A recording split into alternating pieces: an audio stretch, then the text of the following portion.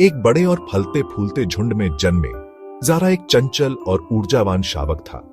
वह अपनी मां की निगरानी में अपने आसपास की दुनिया की खोजबीन में दिन बिताता था। वह अपने भाई बहनों के साथ लुढ़कता और खेलता था। उनकी चंचल दहाड़ उनकी मांद में गूंजती थी, जो एक विशाल अंजीर के पेड़ की जड़ों के बीच छिपी एक छोटी सी गुफा थी। एक शावक के रूप में भी ज़ारा में एक निर्विवाद चिंगारी थी, साहस की एक झलक जो उसे परिभाषित करने वाली थी। वह अपने भाई बहनों से थोड़ा आगे जाने से, जंगल के अंधेरे कोनों का पता लगाने से, हमेशा जिज्ञासु रहने से, हमेशा अपनी सीमाओं का परीक्षण करने से नहीं डरता था। उसकी मां, एक अनुभवी शिकारी और उग्र रक्षक, उसे गर्व और आशंका के मिश्रण से देखती थी, यह जानते हुए कि जंगल में जितने अजूबे हैं उतने ही खतरे भी हैं। गर्मी के एक दिन जंगल में भयंकर आग लग गई। सूखी झाड़ियों से और तेज हवाओं से फैलती हुई जानवर दहशत में भाग गए। हवा धुएं से भर गई और जो लोग आग से नहीं बच पाए उनकी चीखें गूंज उठीं। ज़ारा, जो अभी भी एक युवा किशोर था, अराजकता में अपने झुंड से अलग हो गया। जब आग उसके चारों ओर दहाड़ रही थी तो उसके अंदर दहशत भर गई, लेकिन फिर उसे अपनी मां के शब्द याद आए, साहस डर का अभाव नहीं बल्कि उस पर विजय है।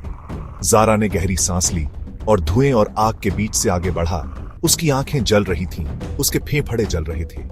वह आग की दीवार में फंसे युवा हिरणों के समूह की भयभीत चीखें सुन सकता था। अपने डर को भूलकर ज़ारा आग की ओर दौड़ा, जलती हुई शाखाओं को दूर धकेलने और हिरणों के बचने का रास्ता बनाने के लिए अपनी ताकत का इस्तेमाल किया। उसने एक एक करके उनका सुरक्षित स्थान तक मार्गदर्शन किया। उसका अपना फर झुलस गया और काला पड़ गया, लेकिन उसकी आत्मा अटूट थी।